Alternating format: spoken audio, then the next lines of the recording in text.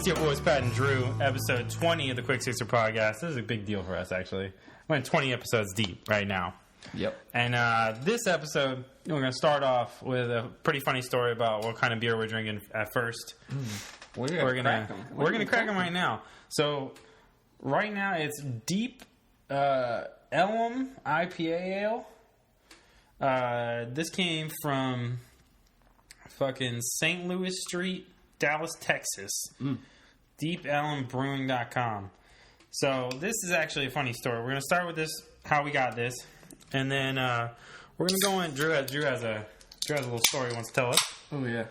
And then we're going to talk about some Memphis shit because you know about that shit. And then talk about some skateboarding. This will all be in the show notes, so you know. Yeah, we'll give you time codes and stuff if you want to skip ahead and everything to the topics you like. You know, because we about giving you what you want. Oh, the head. Damn, you know how to get that head good. Anyway, so, oh yeah, and then we're going to get in some of the rando shit. Some VR later on. Virtual reality. Virtual. You know, we know we like to live in that virtual life. You know it. So, Deep Elm IPA. Funny story how we got this. This episode particularly is going to be dedicated to our boy Dan Eads. Because he's the first time he'd hook us up with some free brew.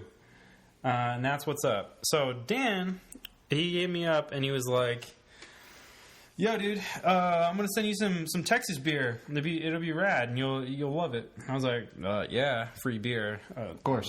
What we do. So anyway. Appreciate it. Yeah, appreciate it, Dan. Thoughtful, my dude. Anyway, so he tries to send it and it takes like an abnormal amount of time to get here, right? And he made me pick like between 3 different kinds of 6-packs. Okay? And I'm like, oh, that one sounds cool, that one sounds cool, that one sounds cool. And then he's like, all right, I'll get you what I can find. And I was like, all right, rad. So, I get a notification from our place, our apartment, saying, oh, yeah, not your beer.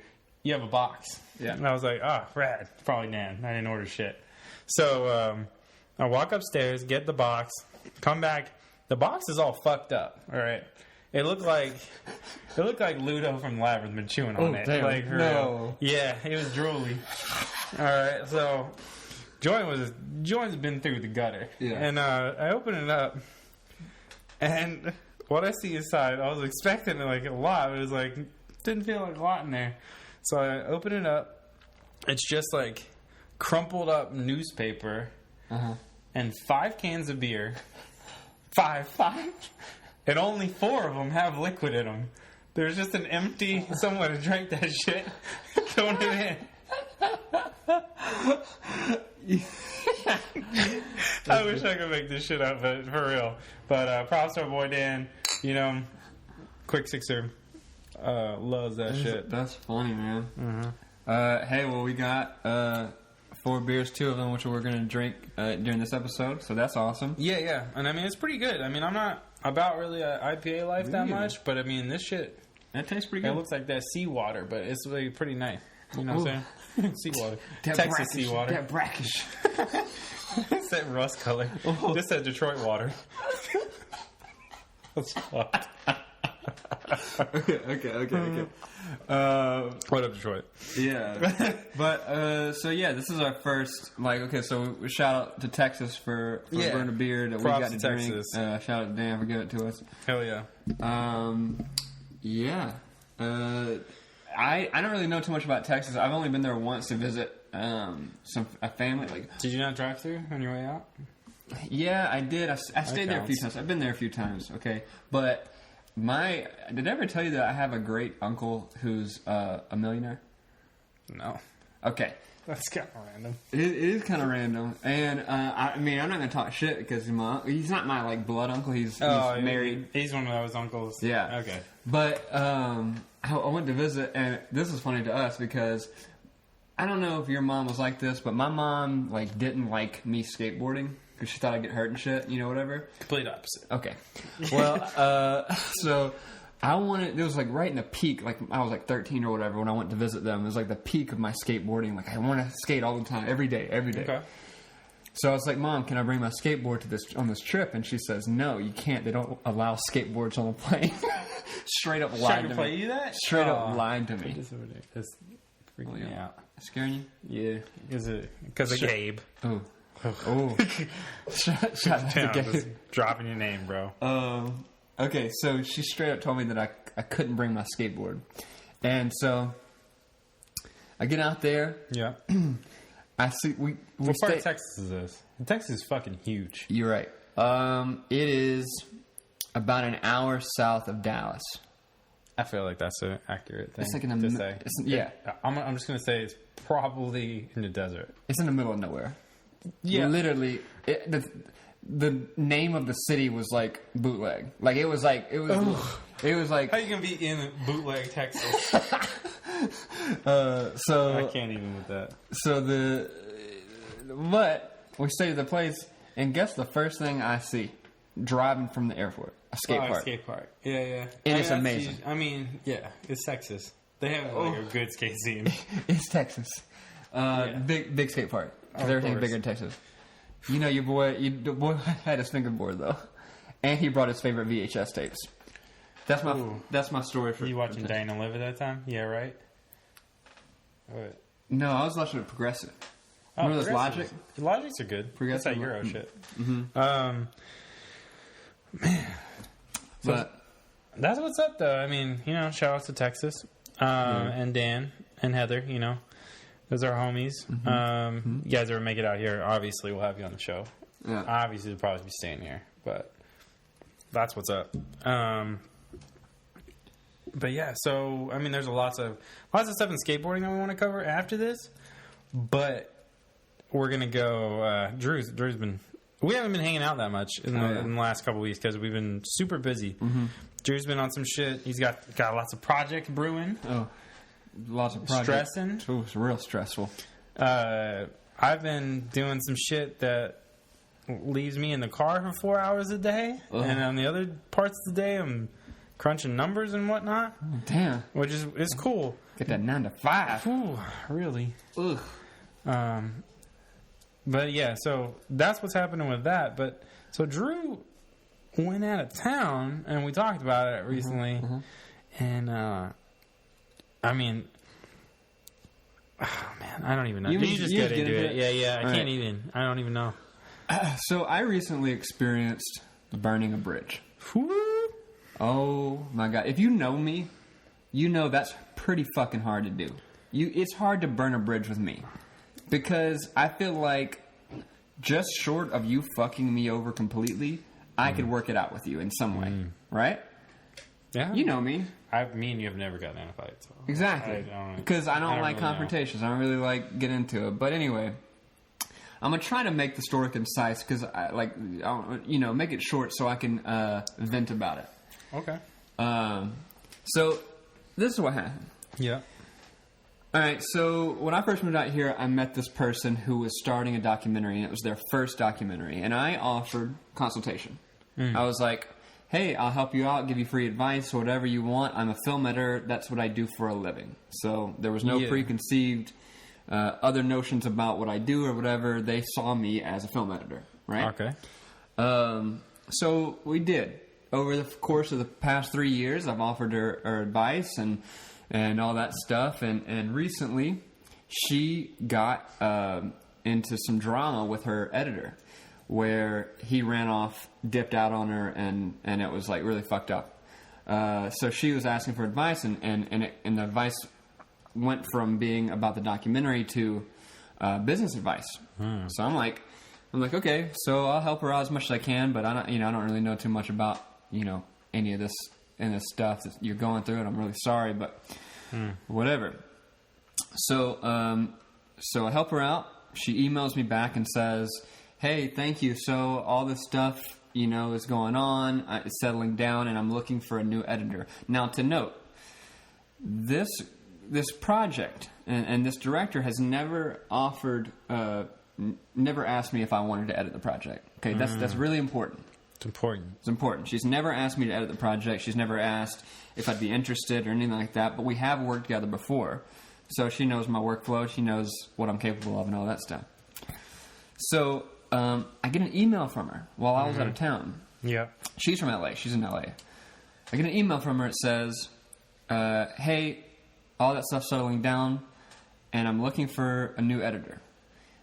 She lines out, she describes what the status of the project. Okay. She describes it, very specific, and she says, and she specifies the kind of editor she wants. So she's talking about their experience, what they're capable of, all this stuff, da-da-da-da. And then she says, could you recommend anyone?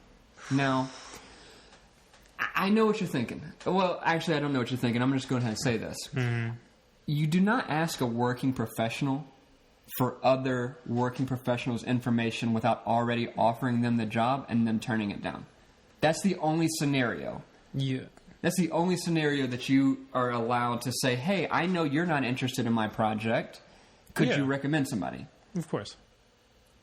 Okay, scenario. Pat, if you walked into an interview and the boss said, oh, that's great, Pat, thanks for all the help that you've given me, and you seem like you're very capable.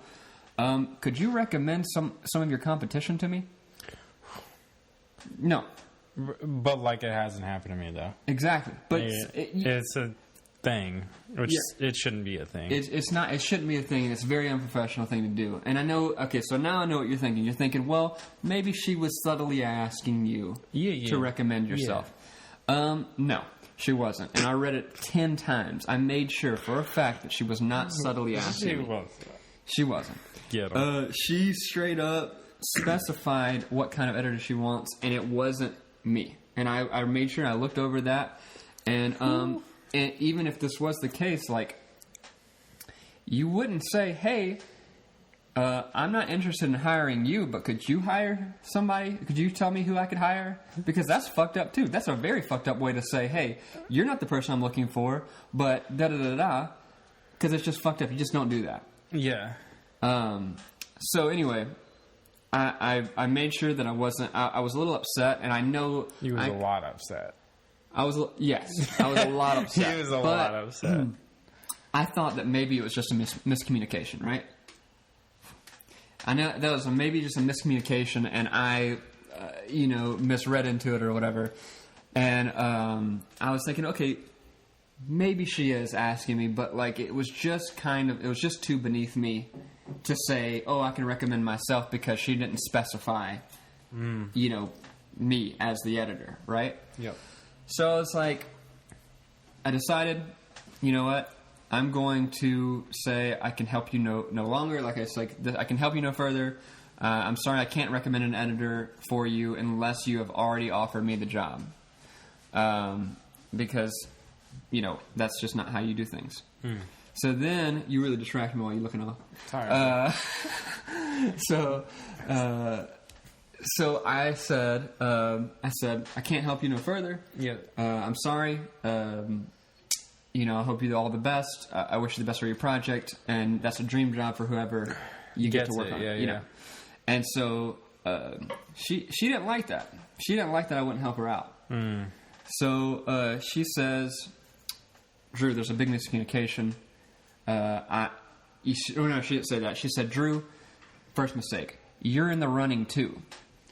She said first mistake? No. First mistake. I'm saying this was the first mistake she made. Oh. She said, Drew, so this chick didn't tell you outright from the beginning.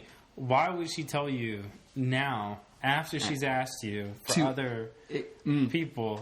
Oh, you're in the running too, but fuck you. I want more options than you. You're my last resort. Oh. Is that yeah? Okay. So you're getting the gist. So here we go. So she says that. And then she follows it up by the second mistake. She says, I thought you wouldn't be interested. Oh. Did you ask me if I was interested? No. Doesn't sound like it. Did you mention that I was in the running? No. So she's already contradicted herself, right? Okay. Then she says, I thought your budget was too high. And this is on the same email. So she's giving me 3 excuses that are completely different from one another. Hell no. She says, then I thought your rate was too high. And I was like, okay, so if my rate was too high, why would I be in the running too? And if I was in the running too, why would I recommend other editors? Right. And if I wasn't interested, First off, how would you know? You've never asked me. We've never had a conversation about me working on this film. Ever. But I have been helping her this whole time, so clearly I'm interested. Yeah. Right? Of course. Okay.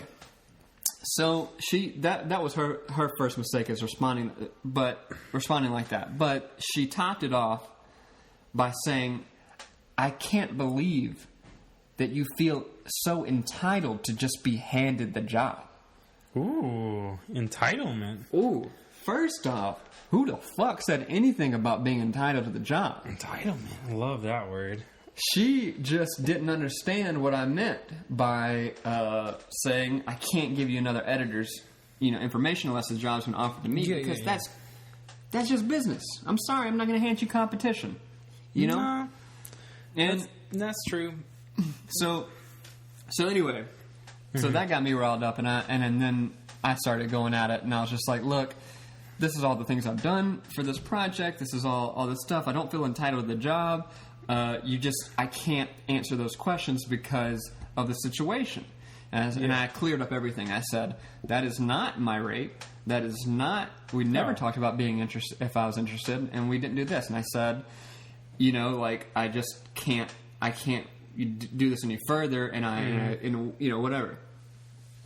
And then that's when I brought up, what I've done for the project. I was like, look, I've offered you all this consultation, which you've never offered compensation for. There you go. And I've answered all these questions, done all these things for you. I've even given you business advice, and now you're doing this. Now you're asking me to recommend jobs. It doesn't matter what excuses you just made. It doesn't matter.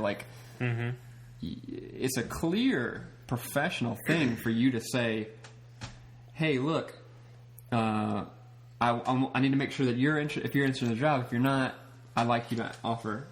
You have to make that clear. You have to make it clear that person needs to be interested. So that has to be a thing. Anyway, the rest of the story goes, and I'm going to sum this part up because it gets real hot. Nasty. It gets real nasty. But she keeps taking jabs at my character every time I send an email. So she started belittling me about the consultation I'd done. She was like, consultation, you only answered this many questions. You only did this. Bitch, I didn't. Yeah. At least I answered one. Yeah, exactly. I said it could have been 1 or 100 questions. That fucking advice came from years of experience. Yeah. I did that for you as a favor. Yeah. And you're telling me it doesn't mean anything because I just told you because she upset because I didn't tell her that I would give her editors, whatever. Yeah, that is what it is. So she flipped out about it, and every time she would go off, she would say something along the lines of you really should think about the way that you address or handle situations or something like that. I'm like, the fuck? I haven't said anything about you or anything. I just said, this is the situation. Legit, that person should be doing that same thing. She should be taking her own advice. Exactly. Now, I know... That's just rude. When it comes down to it, it's rude. Now, at this point, we could have, solved it by saying it was a big miscommunication, right? Yeah. We could have said, Don't want to do that, though. It's all right. You meant this, I meant that, whatever. Mm-hmm. Here's the situation. Yep. Let's solve it. Yeah. But no. Nah, bro, you don't want to do that. She wants to keep taking jabs at my character. So, I'm like, nah, I'm a little... She was like... what'd she say? She said a bunch of shit about, how... I don't even know if I want to get into it. Basically, she was taking all the things I said, every single thing in my previous emails, and making arguments about the things that weren't the issues, right? Okay. So she was like if I said one thing and if I tried to explain myself, she would pick apart this and say, "Oh, well, this is this, da da da da," but it's not about the issues, not about her trying to get me to give her information for editors when she clearly didn't want me to work on it, And I'm just like, look, you're doing something very unprofessional. I'm trying to tell you, don't do it. I'm not gonna give you an answer. I'm not gonna tell you other editors. I'm sorry that we should have left it at that. Whatever. So, the only thing I can understand is legit if she was, or whoever, it doesn't matter. Mm-hmm. If they were on a serious budget and you were far above pay grade wise from what they were needing, then you could recommend somebody. But I think what you're trying to say is like she was trying to she wanted you to recommend the same caliber of editor. Yeah. Well, I mean, I can understand if like if someone's looking for like a me low, too. You know. No, me too. Like I told her this. I said it's okay for you to ask me this if we've already discussed me not working on it. And I cleared it up in another email, and I was like, if we discuss me not working on it because of budget, because of conflict of interest. Yeah. Or because of scheduling. That's the only 3 reasons why you should ask me for a recommendation. Yeah. That literally, like, you can't say, hey, you're not good for the job. Can I out-hire your friends? That's fucked up. I'm sorry. Yeah, usually the first question is, hey, are you working right now? Yeah. And I don't know for editor. I'm not an editor, so I don't know. No, that's usually the first question I get when someone asks me to recommend somebody else for a job. Yeah. So like all the shit that she was saying, all these excuses, you know, it sucks that she felt all this and she assumed like the whole thing that she was trying to argue is that she thought that I was somebody else. She thought that I had talked about my rate with her. She thought that we had talked about the project, and even then. If we talk about the project and you're not going to hire my ass, I'm not going to fucking help you. Hold on, she legit thought you were somebody else?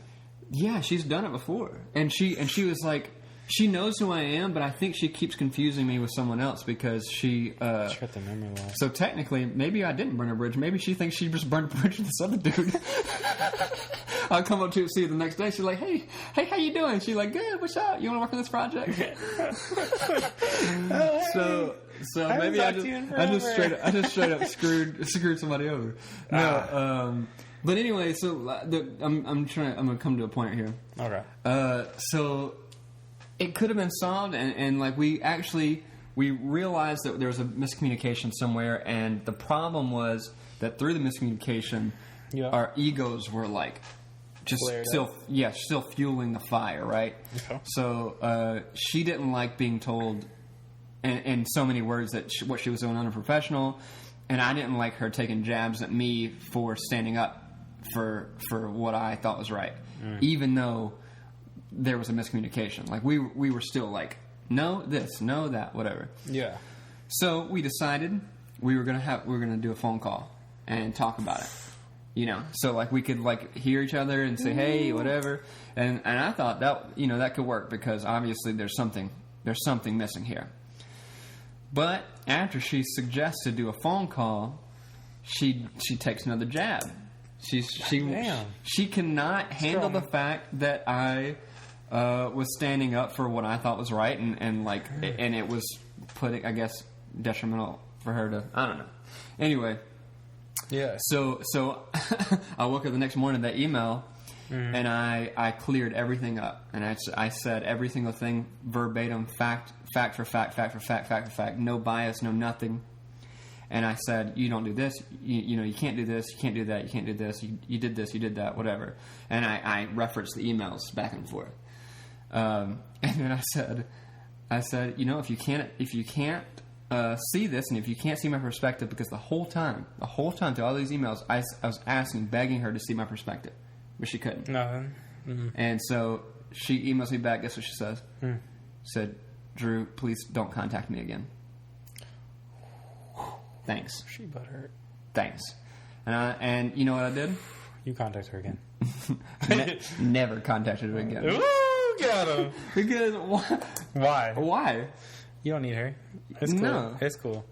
It's like I've been helping this person out for 3 years, and I've not gotten anything in return. So that bridge is not important to me. 1, 2, it sucks because I love human connection. I love networking. But I'm sorry if you're going to do something shitty and not realize what you've done. Then regardless, that's it. It didn't. It was no longer about the miscommunication. It was about her. The way she was treating the situation. Oh, yeah. And she couldn't handle that. And, I'm going to show you the emails later. And you'll never... you'll see. We see what I'm talking about. Every time she says something, it's, hitting me. And I'm just like, hey, here's the facts. So I'll show you, let you know. Yeah. But, man, that was an experience. Ooh, sounds like one. You know your boy ran 3 miles on the treadmill after that. Oh, damn. Real pissed. Ooh.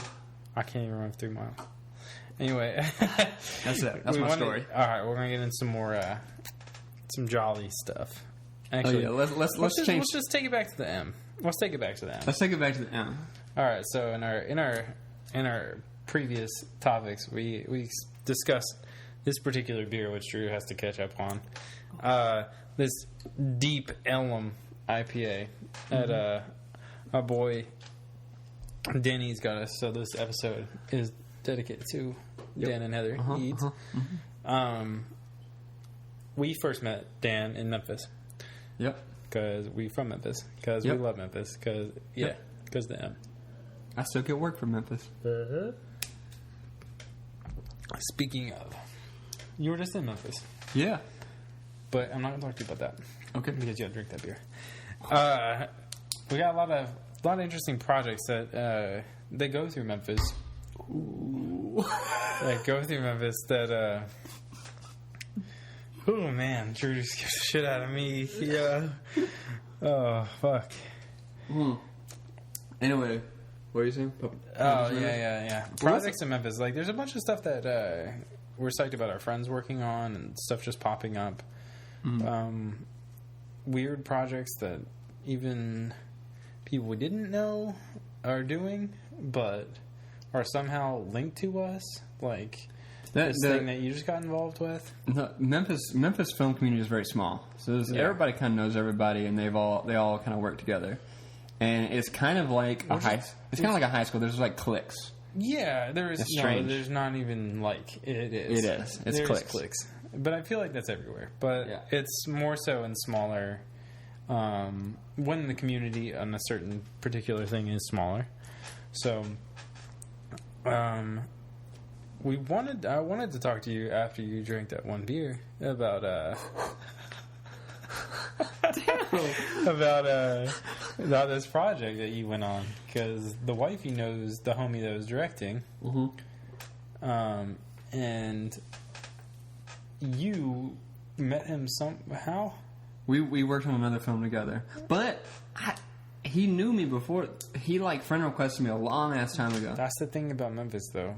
Yeah, you can meet somebody out or whatever, and then they'd be best friends.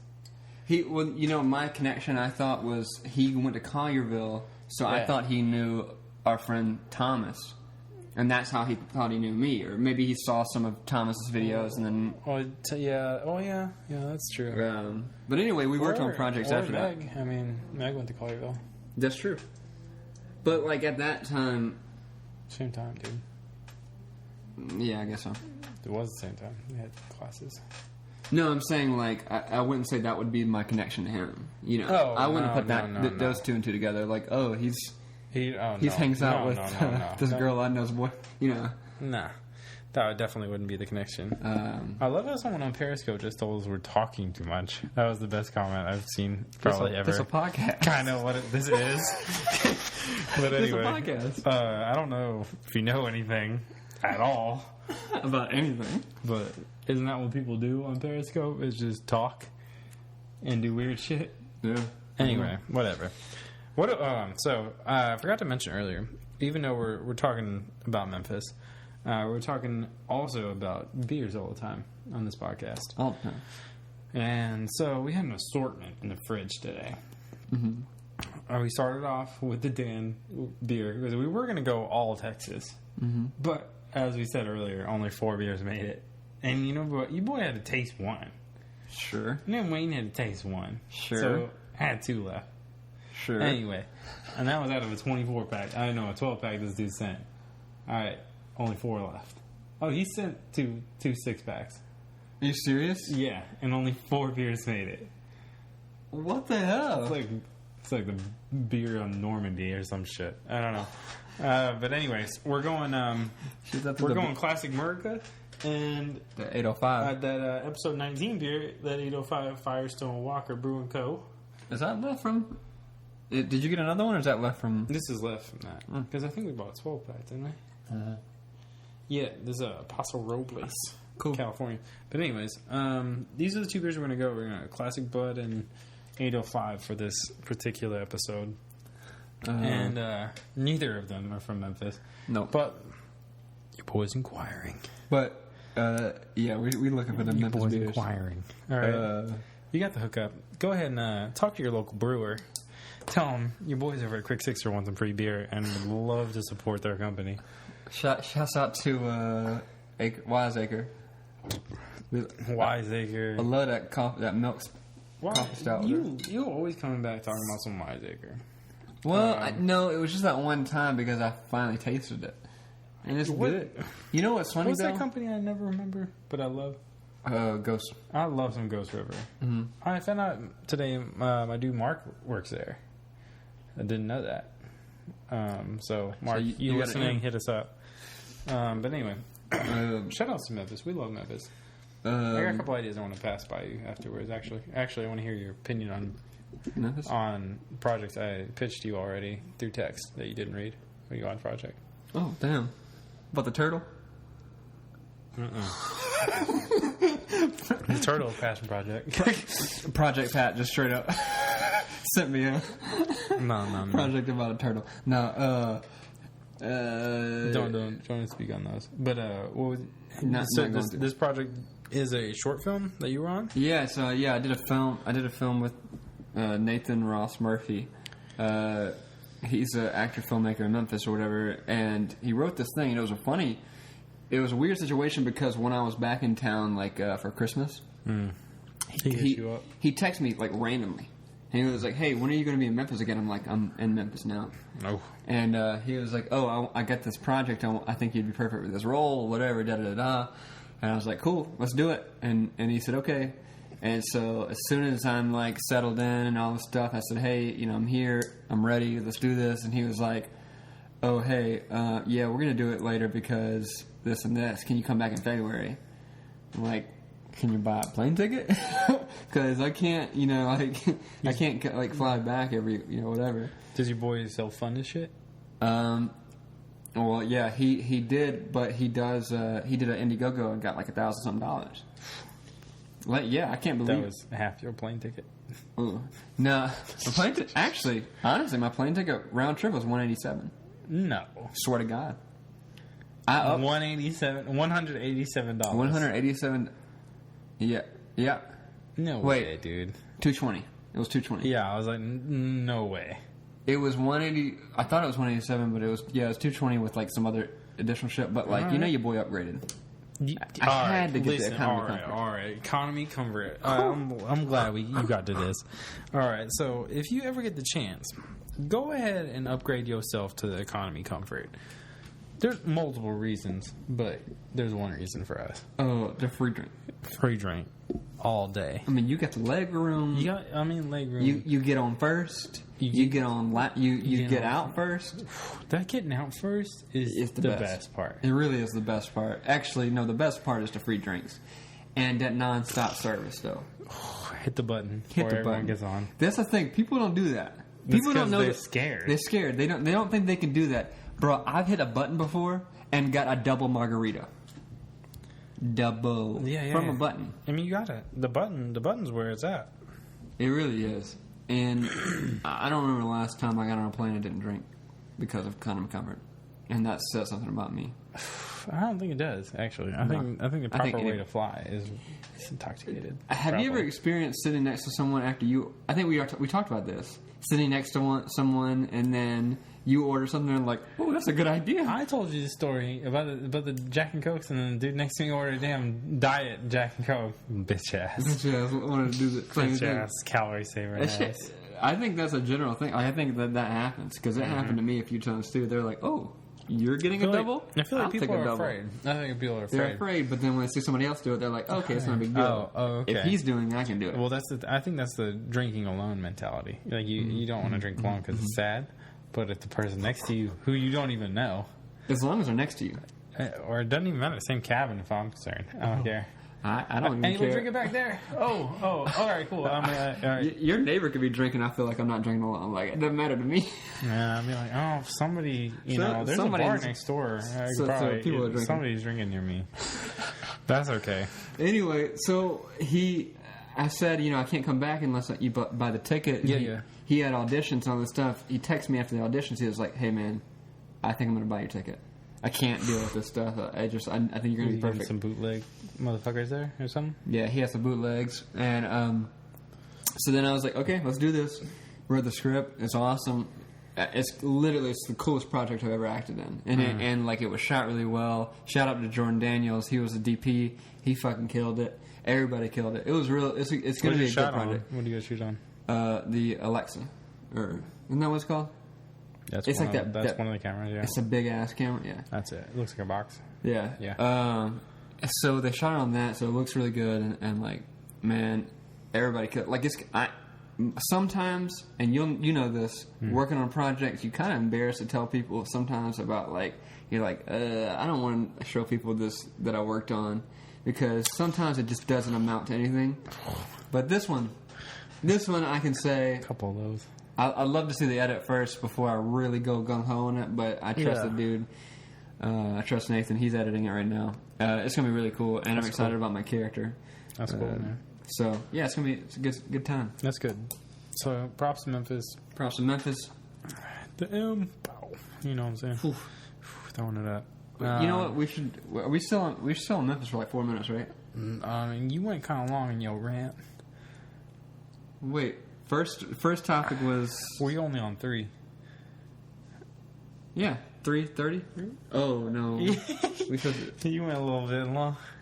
Why? What do you want to say? Well, we go a little bit. I was going to talk about Dan in Memphis. Oh, Dan, because we kind of hinted on like how we met Dan or whatever. So I was going to tell my Dan story. All right, all right. Hold on. Let me tell my quick little how I met Dan. So in high school, me and Dan went to the same high school. So in high school, there was only like a few dudes that for real skated, and I feel like all of them kind of knew who each other were, but you didn't. Not all of us knew each other, which is kind of weird. Yeah, because like I kind of knew a lot of the skate scene. That's what happens. At the time. Yeah, skate rats know each other. They do, even if you're just like, oh, that's the homie, you know. But hey, did you ever say like, oh, that's the dude that can like do these trick? Like, did you a lot like? No. Well, I mean, kind of, but like it was more of a like we're gonna see another one of these again today. Yeah. Fuck this kid. Yeah. Like, oh, go ahead and.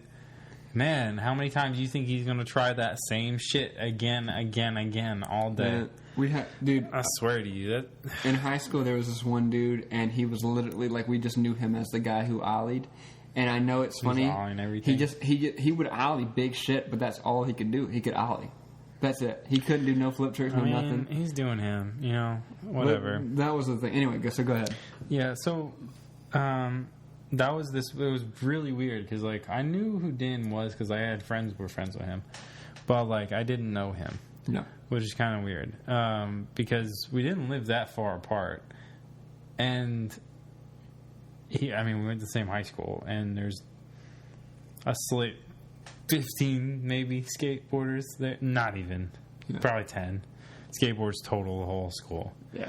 So we're like, shit. Wait, you went to Bolton? Mm-hmm. There's a lot of fucking kids there, too. Mm. So anyways, me and Dan, and we were in the older group of these kids.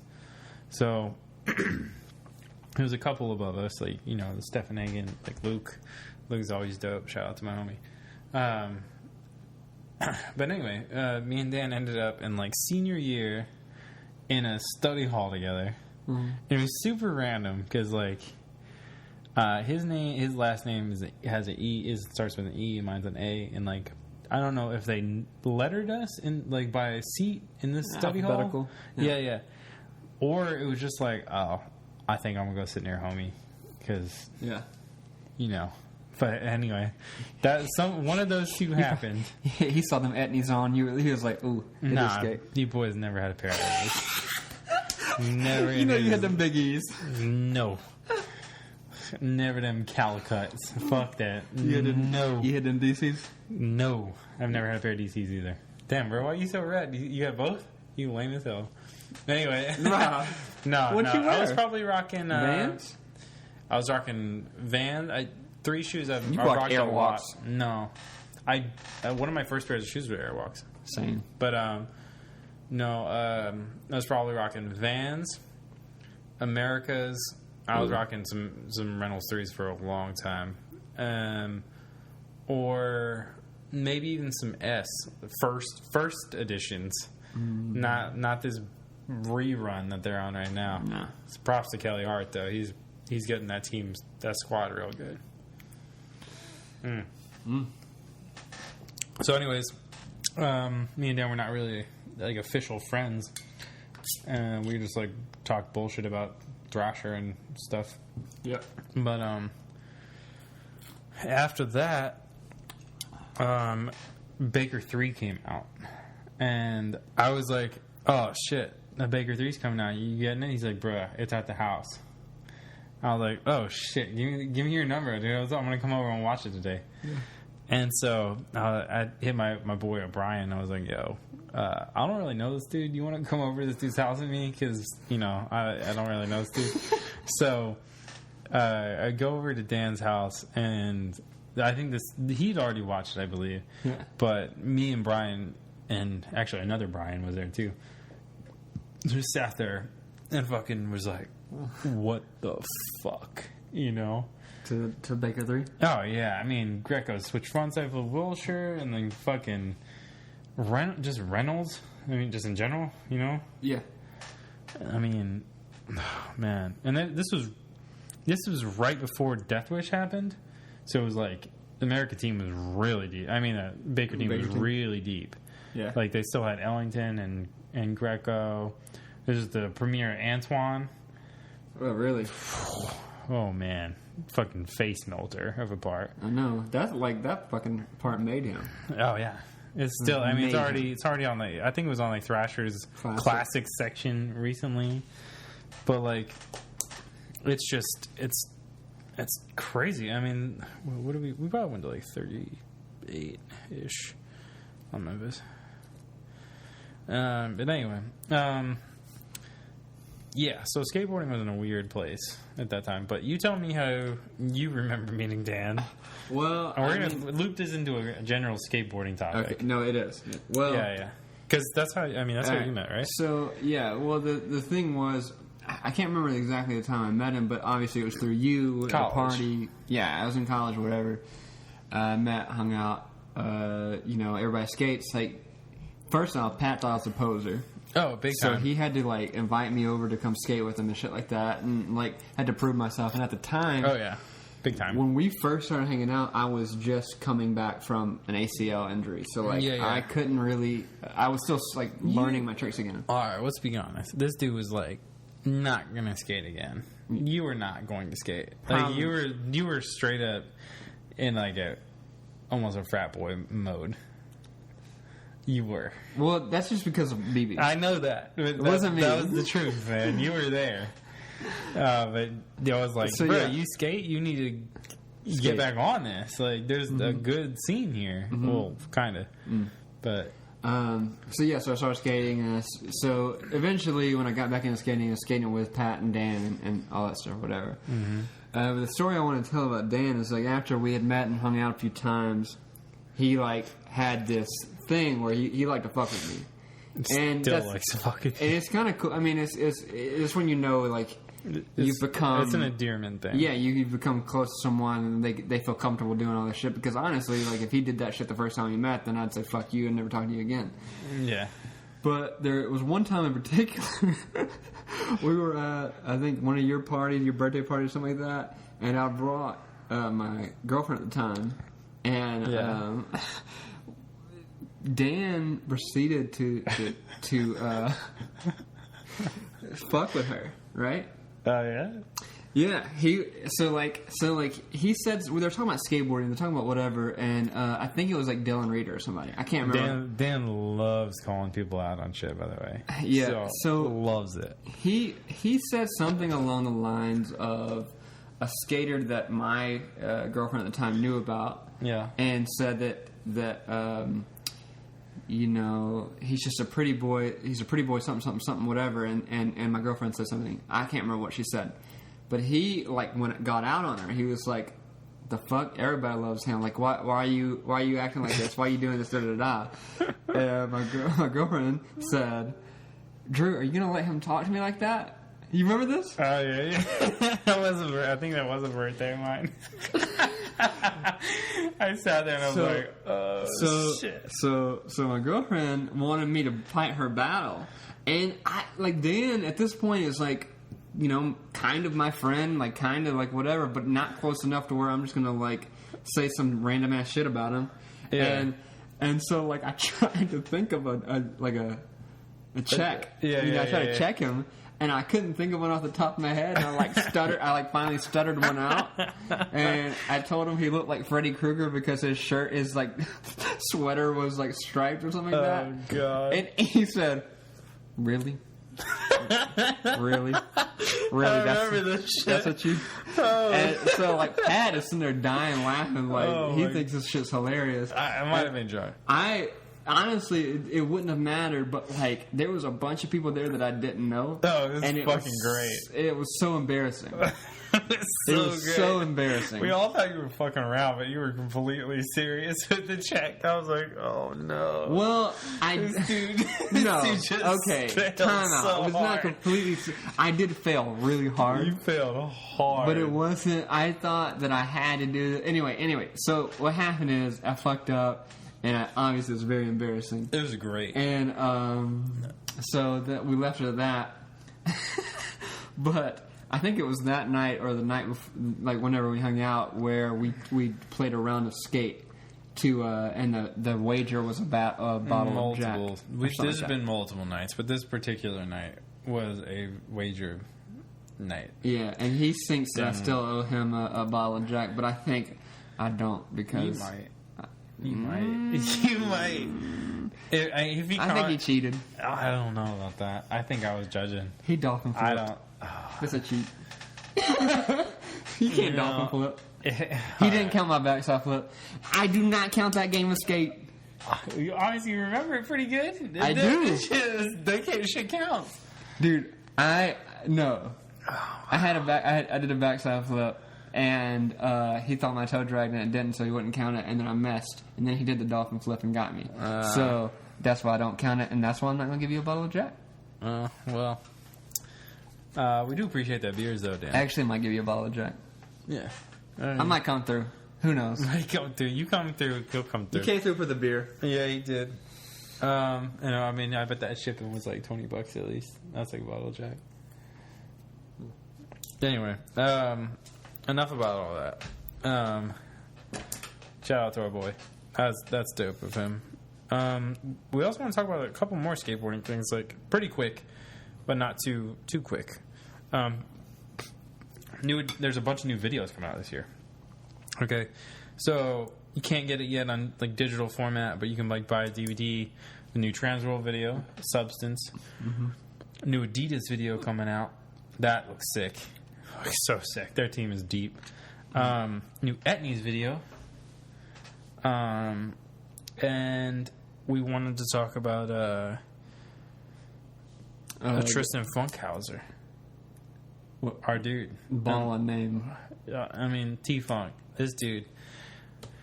Whew.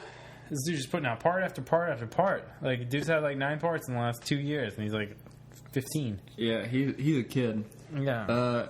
This kid, he was one of the... rips, too. Yeah, he rips. He's one of the dirt kids that we used to see at NoHo. Like, legit. We literally would skate, because that's where Pat and I used to skate every time we went. Yeah. Literally, that's the truth. We went to NoHo all the time, and we always saw that little kid, and he was real good, and he ripped and all that shit. And one particular time, I ran into him, like he was trying to skate an obstacle, and I had to jump off a board. He had to jump off a board. He got real pissed off. Yeah. And I looked at Pat, and I was like, "Fucking this kid, whatever." And Pat was like, "Dude, that kid's on Baker." Yeah. And I was like, "Nah, he's not. He's just some fucking shithead from Yeah, because I mean, let's be honest. There's a bunch of dirt kids in NoHo. Bunch of dirt kids. It's like going to. What is it? The fucking South Haven Park back in Mississippi. Oh my god! Sorry guys. They run need to deep. Take a damn shower. They run deep. God damn. But then I was like, no, he's not. And then what did you see? Oh yeah. So probably not even 10 minutes later, I'm calling over to Joe. I'm like, yo, look at this. And Drew's like, what, man? I'm trying to get this, whatever. I'm like, your boy was right. go ahead and look at the parking lot. And T-Funk is getting picked up in the Baker van, about to go out, film or whatever. Probably for one of these 9 fucking parts he's probably had. But I'm real excited to see his Substance part, because he just put out basically extras, and it was amazing. Dude rips. Yeah. Can't deny it. It's real good. Kids like Tristan Funkhauser are the reasons why I'm not going to speak for you, but I didn't think that going pro was popular. Like, going through was possible. Oh, yeah. Because, like... Yeah, it's like the Guy Mariano, like, format. Like, you're a kid, and you just fucking kill. Like, you kill everything. Like, you're doing tricks. And then, like, I mean, this dude could disappear for 10 years or whatever, and come back, he'll probably still kill it. Like, it's same shit, you know? But it doesn't matter. T-Funk, you know, that dude kills it. I'm psyched on how well he's doing. Like, it's really cool. I think, I mean, I agree with Gary Rogers. Dude needs to grow. Needs to be a grown-ass man, like now. Yep. Instead of a kid. He's going to do like Louis Lopez and straight up. Oh, yeah, just straight up grow like 9 feet. Bean sprout. But we wanted to also talk about, I mean, real quick, since this shit is, this episode, we kind of talking about Dan. Little guy named D. Our boy D. Ostrander. Oh, the natural dude. Our boy on Baker as well. Actually, yeah, he's on Baker. Yeah. Anyway, he's on Baker Supra. Anyway, so Dan actually used to film sponsoring tapes for this kid. I mean, I didn't film him. Dan filmed him. I edited him. Yeah. And then he sent him off to the rep or whatever the fuck. Which is kind of weird. Like, when we were in college, Dan would come home with, like, his however many minute edit. We'd sit down, have a 12-pack, and edit this dude's footage, along with a couple other people that are killing right now. Killing. But anyway, when Dan stopped, filming him, of course, I stopped editing him. Sure. And then, like, a few years later... Who pops up? D. And is just on Baker. D. Is D. Also, who popped up in one of our favorite skate spots and fucking did a kickflip that seemed impossible? D. Oh, D. Yeah. Yeah. No, I think he ollied it. Oh, he just ollied it? He ollied it. Yeah. The Santa Clarita ditch? Oh, my God. Dude, have you never been to that? It's like a car long way. This is like Pat and I's favorite skate spot. We used to go there a lot. And then we saw... It's not in videos. It's really not in videos. And then all of a sudden we see it. You can find it on the internet. There's a video of it. I know, but like it's not like a popular LA spot. No, but it's out in the desert. But then we saw one of these spots. Was it a single spot or was it like a Baker? I don't remember what it was in, but I think it was like a single. No, I think it was in one of the Baker videos. Like maybe one of the like a Baker promo or something. Yeah, regardless. The Baker promo or Baker Thrasher promo thing. This dude straight up ollied out of a ditch to the road, and the gap was like it seems impossible. Like I can't believe it happened. Yeah, no, dude, that thing is gnarly. Stupid. But I don't know if you saw, but this dude just got a colorway of Super Chinos. So I mean, that's like your first step to getting a pro model. On a shoe, like because dude's pro now for Baker, which is crazy to me. Yeah, that was a recent one. That was a few months ago, 6 months ago. Yeah, something like that. But anyway, dude's got like a shoe colorway now, and Super Chinos. They're pretty dope. But if you haven't seen it, go check it out on Thrasher, YouTube, whatever. The commercial for it, or the behind the scenes commercial, if you can. This dude popped out his fucking arm. Trying the trick for this promo for the commercial. Popped out his arm on a backside flip down like a double set or something, and popped it back in. And then did the backside flip. It's a mean backside flip too. It's mean. Anyway, props to our dude D. That's what's up. There's a bunch of other weird things we gotta talk about. These Costin threes. Speaking of shoes, that's strange. They very strange. Oh man, these Nike Costin threes. Well, You know what's funny though is that there's been some controversies with other skateboard shoes from Nike, like P-Rod's trainers. You know what? I might get behind these trainers' shoes because, like, Me too. you gotta have some shoes to not skate in, but they're comfortable, and you don't want to not be a skateboarder. Yeah. At times, you know, you're like, you're not gonna go buy some whatever running shoes if you can buy some SB running shoes. I mean, because in high school though, that was never the case. You would never be caught wearing a shoe that wasn't a skate shoe. I don't care what you were doing either. No, you could be working out. Never. You could, even if your shoes were fucked, you're still wearing. Oh, you wearing skate shoes. You are not going to let anybody else know that you wear anything besides fucking skate shoe. That's it. You're good to go at all times For sure. Anyway, but yeah, these Costin 3s. If you haven't seen them.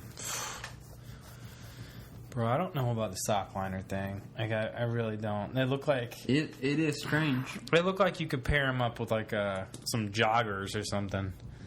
And, like... Yeah, I have no idea what the deal is with them. And I think that I'm going to leave it at that. Yeah, I don't know. But, I mean, I hope Nike... I mean, I kind of... It's cool that they're doing something different. You know, I don't think I've ever seen a shoe like that. But... I think there's a reason. Yeah. But, I mean, whatever. You know, Costin's a man, but... Yeah, you can't... It's hard to talk... You can't talk shit about Costin. You can talk shit about Nike. Yeah. Because Nike... I don't know, but... Yeah, well, I mean... We definitely not talking shit about Costin. No, and I mean, I can't even play like I don't have a couple pairs of Nikes. Oh, no, I got... You know, Nikes are nice. But anyway, we don't want to get too crazy with the Nikes. You know what I'm saying? No. But anyway, we're gonna get crazy on right now. Look at crazy. Drew, I'm gonna let you in on something right now. Please. We can get real as fuck. Please. We get real as fuck. The future is now, my dude. Mm-hmm. Is now as fuck right now. What I'm talking about is virtual reality is a real thing that you are going to be hearing about all year, starting now, like this month. What is it? March? In March. All right, there is, I count them, 3 virtual reality headsets coming out this year. Ooh. 3. Ooh. One is interesting to you boys. But these joints are going upwards of $800. Ooh. One even suggests that you clear a room in your house. Ooh. And, yeah, I'm dead serious, dude. And mount these sensors around it. Ooh. That you don't fucking kill someone or something. Or hurt yourself. Yeah, I guess. But, like... So, the companies that are coming out with these things are Sony. Sony's coming with a PlayStation VR, okay?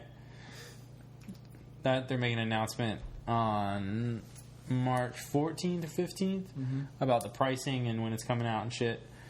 That's going to be cool. That's probably going to be lower than these other things. So there's like the HTC Vive or something. I think that's what it is. Yeah. And that thing's like $800 or something. Then there's the Samsung VR, which I think is another just a reality headset. And then there's, I don't know if it's Samsung, but there's one that works with just like your phone, and then it like projects or something. I don't know. But anyway, these things have been like all the rage at these, you know, super nerdy conferences that I cover. Yeah. Well, I don't cover, but I keep up on. You keep tabs on. Yeah, and like they're all the rage in like video game world right now, because people are like, oh shit, there's gonna be a new console. There's gonna be this. They're gonna price it as a new console. Oh man, what's gonna happen? Do I have to? It's gonna be crazy, crazy. So look at I'm betting that if you don't see a bunch of them now, wait till Christmas time. Every fucking little kid on the planet gonna be looking for one of these things. They're gonna be wanting one. Huh? They're gonna be wanting one. Maybe we want one. Maybe. Hey, what's up, Sony? What up? Go ahead and send you boys one. You want a review? Why you do that smile? Because, Sony loves smiles. No, they don't. Mm-hmm. Sony don't love smiles. They make games that make you really frustrated. Oh, what are you playing right now? Fallout 4? You frustrated? That 200-hour game, whatever? Bro, I can't get past the first motherfucking thing. That's so hard. Oh, my God. I guess Sony don't make that. Drew just like a video game. No! Bro, I do. Speaking of video games, virtual reality video games, I get the diamond camos for my guns on Call of Duty Black Ops 3. So stupid. This dude. Bro. Check our Twitch stream for this motherfucker's stupid Call of Duty streams. Straight up markulating. Yeah. What have you been? All right. So me and Drew both stream on our Twitch account. What have you? You streamed Call of Duty recently. I streamed some Little Big Planet 3. What are you gonna do next? What's up on the what's on the docket? You play some Broforce with me? That new PlayStation Plus game. I want us to stream Rocket League. Rocket League? That'd be fun. Dude, did you hear about this Rocket League? No. You didn't hear about this? It just got announced. It just got announced today. Okay. So for really good players, I don't know how you get in it or whatever. Dude, the prize pot? 75 G's. For Rocket League. For fucking Rocket League. Mom, anyway. Mom, I'm going to be a star. What are you going to do, son? Playing video games.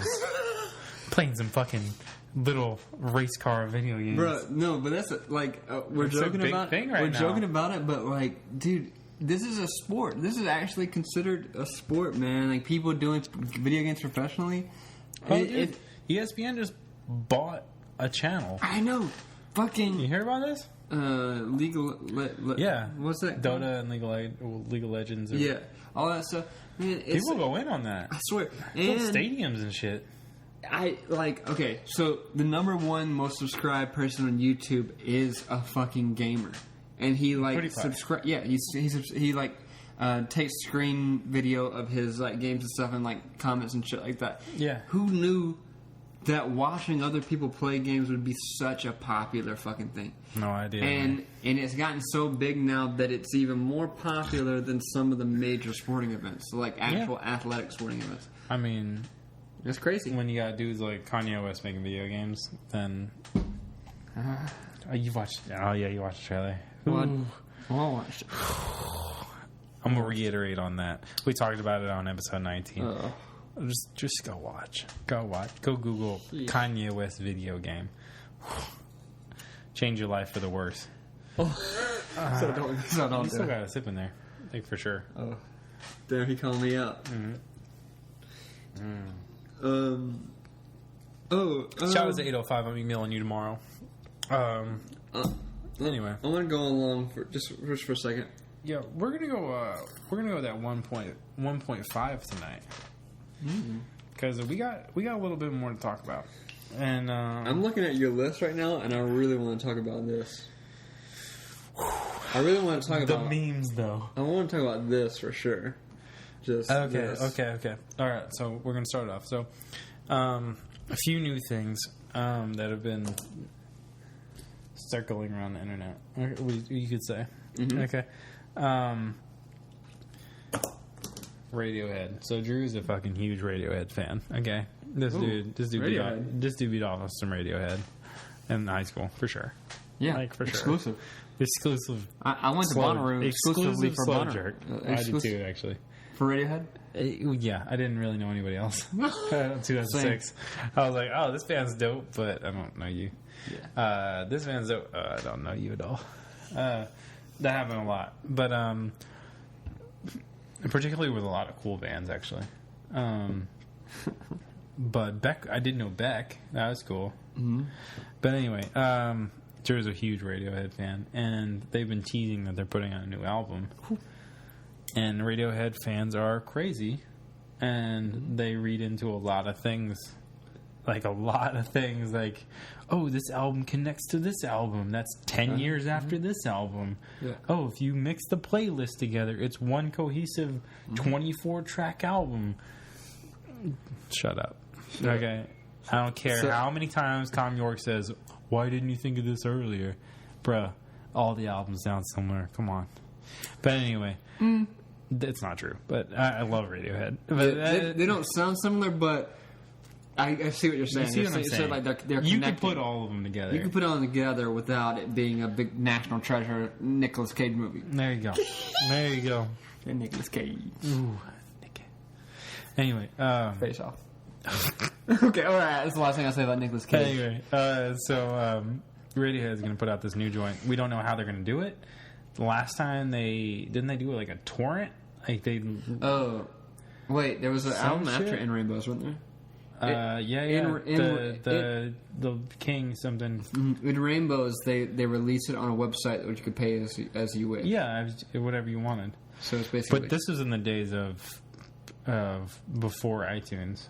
So yeah, iTunes wasn't really as popular at that time. It wasn't really a so thing. Like downloading online was strictly for like people who are bootlegging stuff. Like everyone, there was no Spotify, there was no none of streaming. these subscription services. The There was only way people got music was like LimeTorrent, was buying a CD. Like, what the fuck were the other ones? Like weird ones. There was Napster. Napster was around. Napster, LimeWire, and Morpheus. That's what I was thinking of. Oh yeah, and I mean this shit's.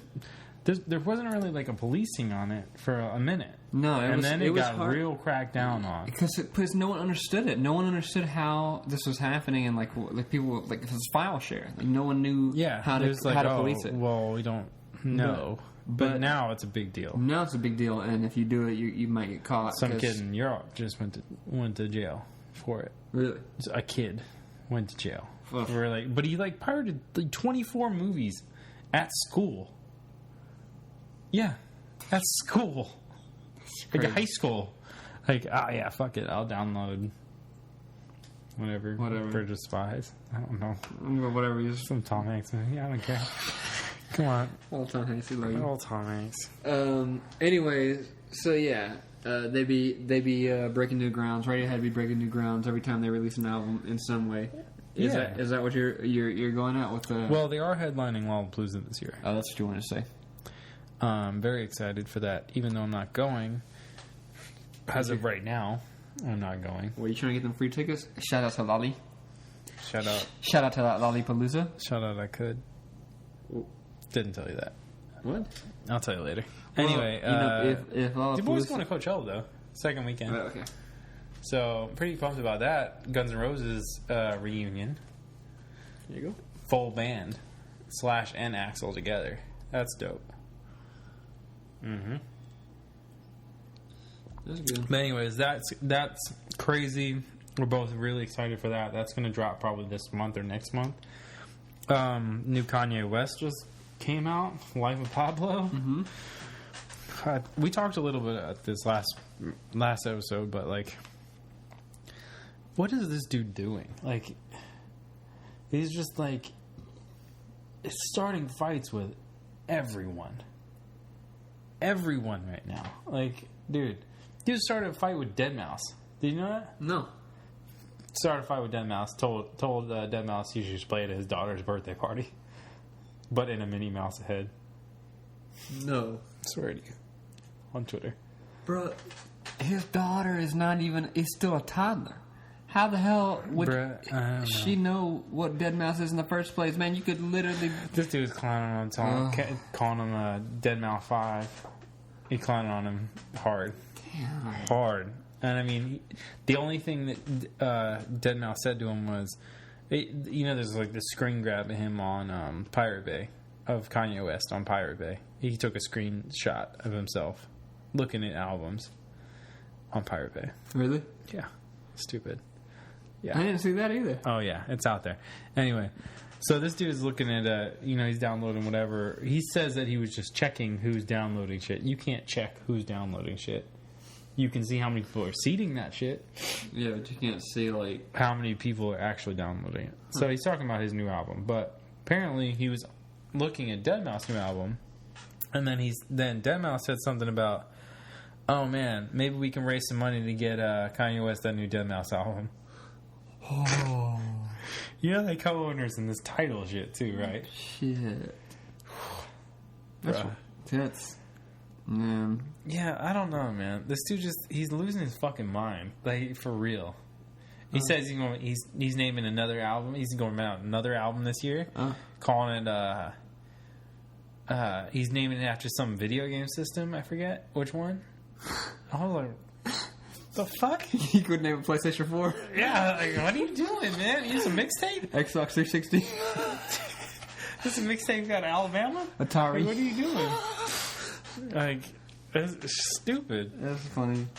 Man, but, you know what's... No, actually, that's a perfect segue. You know what's stupid? Just hyping the Oscars. Okay, first off... Get it. Let's talk about all the racist controversy.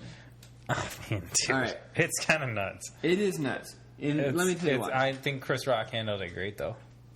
I do too. Chris Rock, it was great. Chris Rock was very funny. There was some weird, awkward moments in that situation. They were meant to be. Except for the Stacey Dash thing, which I think was not meant to be as awkward. That was very strange to me. But I will say this. The whole controversy in the first place was kind of messed up because, well, it sucked that not everybody was represented. It's true. And I think that's a flaw in the Oscars itself. It's not really a flaw. I think it's been in the flaw in the Oscars for a long time. Yeah, it's a flaw. It's a flaw in the Oscar because like everyone should be represented and all that stuff, whatever. But yeah, there was an African American nominee, The Weeknd. That's what I said too. I said that. I said it too, and I was just like, and everyone. Is The Weeknd not black? It was so awkward for me because every time they kept saying there was no black nominees, I was like, is The Weeknd just sitting there like with his thumb in his ass? Like, what do I do? Like, I think they were specifically talking about acting, though. Like, I think that was the thing. I mean, I think that there was more, and by they I mean the media. Sure. I know. I was like, Spike Lee got into it. Every time Spike Lee gets something. But the funniest part about this whole thing is Spike Lee got a Lifetime Achievement Award or something. He did. Like, what the fuck? And he got that Lifetime Achievement and then straight up said, fuck the Oscars. Yeah. I mean, he pulled what is it, Pearl Jam at the Grammys. They said, I don't know why we're getting this what is it called? Best New Artist Award. We've been playing music for like 20 years.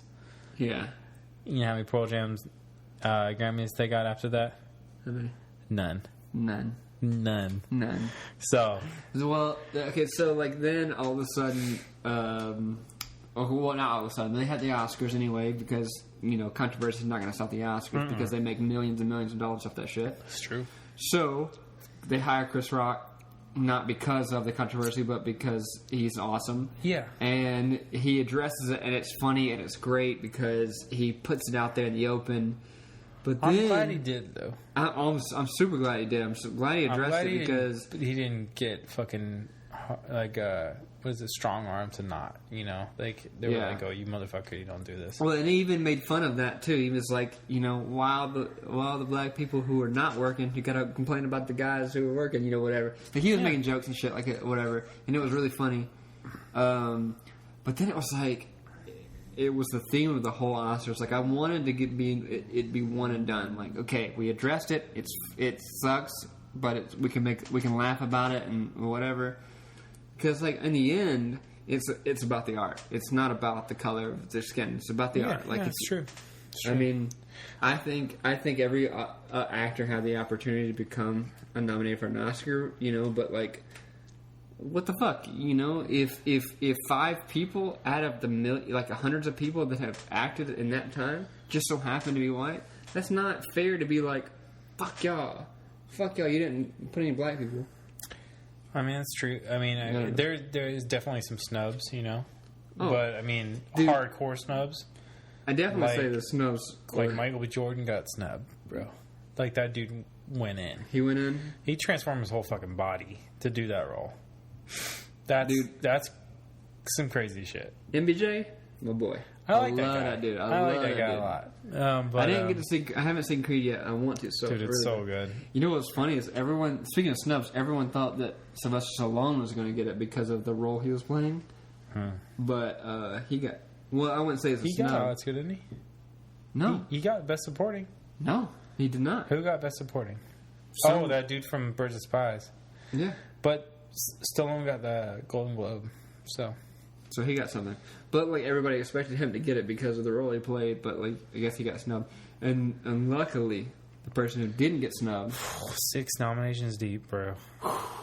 Leo. My dude Leo finally got it. That was, like... I think everybody dude, let out a sigh of relief after that. Thank fucking God. Like, really, dude? Did you see him? He jumped up, too. He was like... Oh, he read no hesitation. No, he's... Yep, I got it. Bro has been... and he been practicing his speech for 20 years. Bro had his speech on point. His speech was on point. And they let him talk as long as he wanted. Exactly. They did not put the music on. Everyone who's listening right now, did you hear music after his speech? No. You know why? Because the motherfucker deserved it. And he went animal guts. Real animal guts. He went on longer than everybody else did, but not even the producers could stop him from speaking, because who the fuck wants to stop somebody who is promoting change and promoting, like, you know, whatever? I mean, a lot of people actually. That shit happened like twice, I think, during that show. Well, yeah, but like, you can't do it to Leo. You can't do it to Leo. I mean, but that was the thing, though, is like Leo has been nominated like 6 times for that particular award. Did you see? Like, come on, man! Like, did you see his video? His first one was eating Gilbert Grape when he was a kid, right? Yeah, he's cool. like 13. He's been waiting. I'm glad Brie Larson won too. Oh yeah, me too. Dude, do you see Room? I want to see. Finally, well, I want to talk about Brie Larson, but I want to say this. Did you see the video of Leo when he was getting his Oscar engraved? No. Oh my god, it's hilarious. He's straight up waiting. He's it's like, real? Oh. They get it engraved afterwards? I didn't know that. Yeah, okay, so used to they would mail you the thing after they engrave it, but now they like give you the award. You walk backstage and they engrave it? You know, you watch the after party, they engrave it. And they engrave it there. Okay, so anyway, he hands him the award. They're engraving it. And he says, so do y'all do this every time? And like the people that were doing it thought he was joking, right? They were like, whatever, like, and he says, I wouldn't know. Because he never won one. He straight up like says it in front of everybody, like, I wouldn't know what you do because I've never won a fucking Oscar. Oh, it was hilarious. My dude Leo. Leo does not give no fucks. He does not give. I double negative, but I swear that dude does not give a fuck. He doesn't give a fuck at all. And I mean, I'm gonna tell you something right now. Mm-hmm. So we DVR the Oscars, right? We went out to food because who wants to watch commercials? Nope. Come on. So we went and my DVR. You know what it did? It only recorded to the allotted amount of the time the Oscars was supposed to be on TV. 3 hours. The Oscars ran late.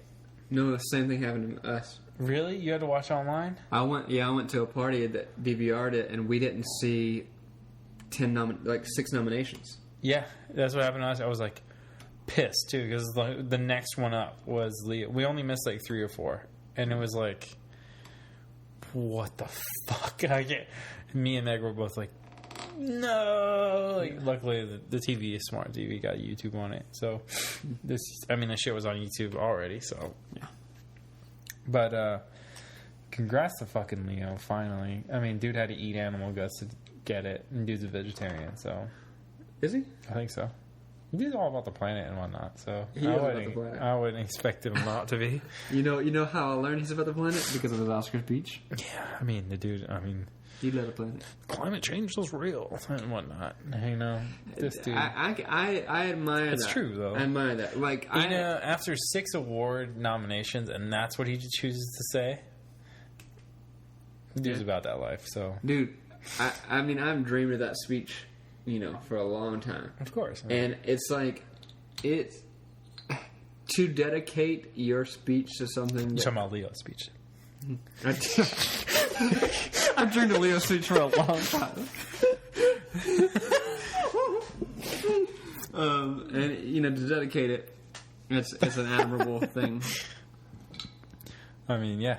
I mean, what would you do? If I won one? What would you dedicate to? I probably say you won it individually, not with me, not as a team. if I won the award, I would dedicate it to.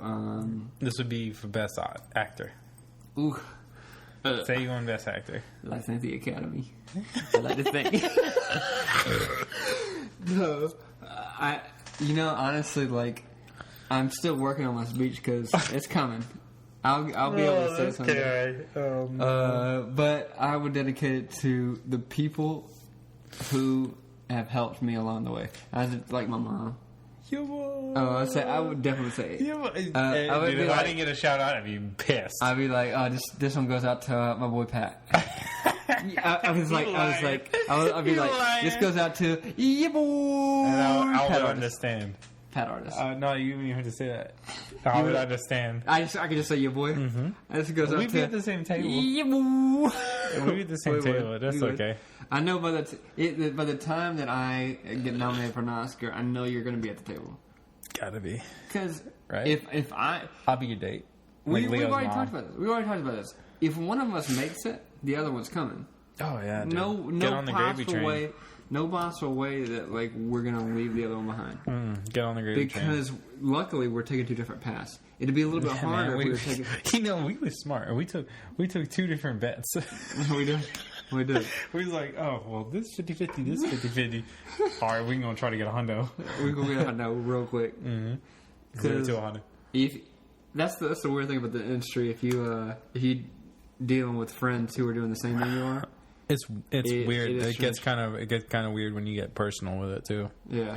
But I feel like me and you we've been doing shit. Like even since school, it's been always group projects. It's always been like, oh, what are you gonna do for this project? Because I'm gonna do this part. Yeah. That's been our whole bit. Even with skating, I mean, it's been like, yo, I'm gonna try to get this trick because I know you can do this trick. Yeah. And then our session will be dope. So session will be dope. And that brings us to like the projects not being done until they're done. Oh yeah. Let's do that real quick. So you had something to say about this. Well, we're both really busy. We're working on all this different stuff. Good, and there's always stuff in the works. There's always stuff happening. Yeah. And unlike other industries, unlike whatever you're comfortable, whatever your industry is. In the film industry, nothing will happen unless it's already happened, and that's a weird statement to say, but honestly, people here are all talk. Oh yeah, all talk. I mean, that's what it is. I mean, it's literally like, man, you could say, I have this idea. I want to do this. I want to work with you. Whatever. That's great. But how's it going to happen? Legit, though, when it comes to this type of stuff, like until I'm signing paperwork on the first day, got the paycheck, set, not even paycheck. Like until I'm there, until I sign that W-9 or whatever the fuck it is, and I'm not doing a damn thing until I sign that shit. That's when it's real. Okay, like that's when like I sign my name at the end. I'm like, all right, now what do you want me to do? Yeah, nothing before that. I'm not doing a single thing before that because I mean, legally, no one has to pay you until you do start paperwork. Yeah, no one, and you are literally doing whatever you do before that on your own accord. If you get hurt, that's on you. If you do a bunch of work and you get dropped, that's on you. That's on you. That's your own shit. So that's your fault for not being a smart business person. Make sure you got your fucking paperwork in line. For real. What's up, my dudes? Well, what else do you want to say about this? Well, I just want to say, like other industries know that, like, let's just say you're a teacher, you're going to go into the job, you're going to teach kids, and then you're going to leave, and you get your set hours, you get your set whatever. But, like... Underappreciated job. It is underappreciated. But as far as film goes, like, there are so many working parts that are involved in making a film or making a TV show or making a documentary or making a play or anything like that, that, like... the idea is great to say, hey, I want you to be a part of this, but it never means anything. It's like right now, I was offered, and I just told this Pat recently, I was offered the lead role in a romantic comedy, in a feature. Guess what? My dude took it. I took it. And your boy gonna be real Excited. good at it. Oh, all right. I'm excited. I'm excited. Very excited. You're way excited. But this is why I'm like, I don't want to get too excited because I know that there's a chance something's gonna go wrong. Something, whatever. Like you can't work yourself up. You have to keep your wits at all times because when it comes down to it, it's not done until it's done. And that's the fair case about it. And like honestly, it's like I didn't know I was getting paid for it until I asked. Oh yeah. Dude, that's so crazy. That's it's so weird. crazy. It's like people ask you to work, and I think that people take this job, like our jobs, for granted. Like, hey, you know how to do this? Could you do it for me? You know how to do heart surgery? Could you perform heart surgery on me? No. Can you pay me, my dude? Can you pay me to do heart surgery on you? Okay, if you can, then I'll do it. Mm-hmm. It's the same thing. I know it's not as important. If you die, but we all trying to live though. We all trying to live. It's like this is what me and Pat decided to do with our lives. We decided to tell stories. We decided to be filmmakers. So that's what we're doing. And I mean, I think filmmaking is a very important part of our culture. Yeah, because it's a huge art form. It's what we use to relate to people. I mean, it's legit though. Like the only thing that's really profitable in recessions and depressions or whatever is movies, which is kind of weird. People like to escape that shit. Yeah, you gotta escape the reality. I mean, that goes kind of back to our VR shit, but movies has been around for a hot minute, solid long time. So, but that's what we wanted to do. I mean, that's what we do, but that's the reality of this business. Is like sometimes you get a thing with great people, and then the other times you get a thing and it's like, yeah, probably won't be working with these folks again. Yeah because sometimes, I mean, there's a lot of people out just for themselves out here, and it's just not a thing. And I mean, it's not when we talk about community and skateboarding, it's you're psyched for your homies, like landing anything or doing anything or going to a particular spot or whatever, and just like doing something that's never been done on it. Like that's exciting, But in the film industry, a lot of stuff has been done. A lot of places have been explored, and people are really just in it at this point. A lot of people, I'm not saying everyone, because a lot of people, it's like their true form, they want to be like their true passion, this whole bit. But a lot of people are just in it to get a quick buck, because I mean, it pays well when you're in the position to get paid well. So it's sad because a lot of people, Drew just had to get pissed, but it's sad because everyone wants to get their name in the credits, as you say, but not a lot of people want to be genuine humans and nice people and help each other out and do what they can to progress their craft. I think that's a lot of problems with the Oscars, and that whole bit of the industry is like, sure, there's a lot of things, a lot of roles or whatever for a lot of different people, but a lot of these people are in it to get a solid buck. Like, I'm not saying like you hire particular people because they're gonna get your shit paid, but I'm not saying that when you hire Leonardo DiCaprio for a role that your movie's not going to be seen, because it is. You're going to get paid, Mm-hmm. But I mean, there's a lot of people that, like, I was just listening to this Nerdist podcast with Angela Bassett. You ever seen Angela Bassett act? Holy fucking shit. You know, she got Oscar nominated her first movie performance. Really? First. That's insane. So did Gabrielle Sidibe. Hmm? So did Gabrielle Sidibe. Precious. Oh, that's my girl. I didn't know her real name. You I'm call her honest. Precious? I'm sorry. You know, call her Precious? I mean, it's sad, but I really didn't know her real name. I can't even pronounce that.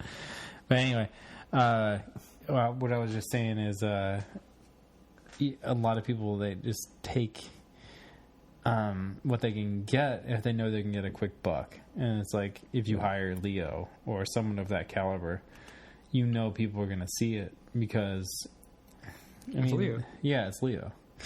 I mean, but not even just saying that though. There's a lot of criticism with how people get casted in LA and Hollywood in general. But I think a lot of people in general have the right intentions. I just don't think that sometimes they choose right. Like, what makes me think about this is like, J.K. Rowling recently got approached about a play, like a follow-up to the Harry Potter series, a play called The Cursed Child, Part 1 and Part 2, right? It's going to be released as a book, but it's going to be a play, right? And the main person that got cast as a play is African-American for Hermione. Yeah. So there was like this weird little outrage or whatever about it, but J.K. Rowling backed herself up and she said, I never specified how Hermione looked. All I said was she had buck teeth and curly hair. That's it. Nothing else. And her parents are dentists. You boy a nerd. Yeah. She real smart. I will second that. Yeah. So anyway. About my boy being a nerd. This dude. Then anyway, yeah, so she backed it up and shut that shit down because it doesn't matter. It doesn't matter. I mean, it would have been a little bit different watching the Harry Potter series, but I wouldn't have given a shit, you know? I mean, you wouldn't get this gem that is Emma Watson. Oh, your boy blushing. Oh, damn. Okay. I'll high five the shit out of Emma Watson. I would high five the fuck out of Emma Watson. I'll high five her so much. We need to close this shit out because it's getting kind of weird. But props to our girl Emma Watson. If you're listening, let's get some high fives together. Oh, you come on. It's okay. You Me and come on, Drew what's share up, my. to You you? can have one. It's okay. But anyways, thanks for tuning in. This has been your boys, Bad Artist and Drew Pasley. You can find us on Twitter, Instagram, all that stuff at where you can find you, Drew. DREWPASLAY. Yo, it's fucked up. And you find your boy at PAT_ARTUS. And you can find our Quick Sixer Twitter at Quick Sixer Cast. That's QUICSIXERCAST. And you can email us any topics, questions, whatever you want at quicksixerpodcast@gmail.com. We will feature them. We're psyched about that. If you guys know any breweries or you like any particular beer in your area and you want us to feature on it, then hit that brewery up for us or let us know what they are and we'll hit them up. And we'll see if they can give us some free shit. And it'll be really fun. And we love it. Yep. We love that shit. So, yeah. I guess that's it. That is it. But, you don't want to say bye yet, do you? I don't. You love our audience. I'm really disappointed that Russia didn't tune in on the Periscope that much today. Damn. Damn, Russia, you leaving us It's behind? too late for them. I don't know what time it is in Russia. Yeah, Russia usually fucks with us around noon. They listen to noon podcasts. They do. Oh man. I don't know. What are you working on? You want to shout out anything else that you're doing right now? Oh, go check out our guest Bryn Woznicki's new joint, Her Side of the Bed. That's gonna be probably out this year sometime. Yeah, a few months. That's what I'm working real hard on right now, editing that and getting that finalized. Yeah, and then I'm acting in a new feature that's gonna come out. It's called. Don't even say it. He's working on something. Don't say it yet. Okay, I won't say it. Yet. He's working on something. Mystery. Your boy about to be famous. So. Well. Your boy. Go ahead and just go ahead and search your boy, because I'm doing some things, but I can't really talk about them. Really. That's all good. I would appreciate it if you went and see Her Side of the Bed as well, because your boy worked on it as well. Mm-hmm. So, go check that out. Go check out our Facebook group. Go join it. Go. We have a Facebook page as well. Go check that out. Post whatever you want on it. Doesn't matter if you post some bullshit. I will ban you. I did it last week. Oh, that dude. Yeah, I banned that God. motherfucker. Talking about Super Bowl shit all week. Yeah, what the fuck? You got banned. I'm sorry. Thank you. Did you see my message to you Meg about it? sent me. She was like, "Yo, what is this person posting in your group so much?" I'm like, "What are you talking about?" I went over. You didn't see that shit before? It was like post. I was like, delete. You're banned, bitch. Yeah. Sorry, you can't be posting some bullshit like that. I had to unfollow him because I kept getting notifications like so and so left a message on your fucking said something about your thing, and I looked at it. It was like Super Bowl something. I was like, the fuck is this shit? Yeah. Oh, spam ass. Yeah, no. Dick. So next week we're episode 21. We become drinking legal. Oh. We're legal next week. We're legal next week. We're legal as fuck next week. We can go to all sorts of things. But anyway, and we can buy beer. We've been breaking the law. 20 episodes deep. But anyway, next episode we're going to talk some things. Some things are going to happen over this week that I don't think you know about. But lots of Nintendo shit's happening. Nintendo Mobile, which I wanted to grill you on, actually. You didn't sign up for your Nintendo account yet. Little bitch ass. Oh. Bruh, I'm trying to help you. But anyway, we're going to talk, some more about that. Maybe some more skateboarding. If anything gets released about these videos we were talking about earlier. Your boy's not getting the Costin 3s this week. I'm sorry. Unless Costin gives them to me, I'm not getting them. Oh. But that backstock, because I don't got a big shoe, so whatever. Sure. Props to our boy Dan, again, for that deep Elm IPA. That was dope. That Texas joint. Love you guys down there. Hit us up. Props to Memphis. We're going to try to get some more cool guests on here. Again, hit us up, quicksisserpodcast@gmail.com. You can find your boys on Twitter. Love you.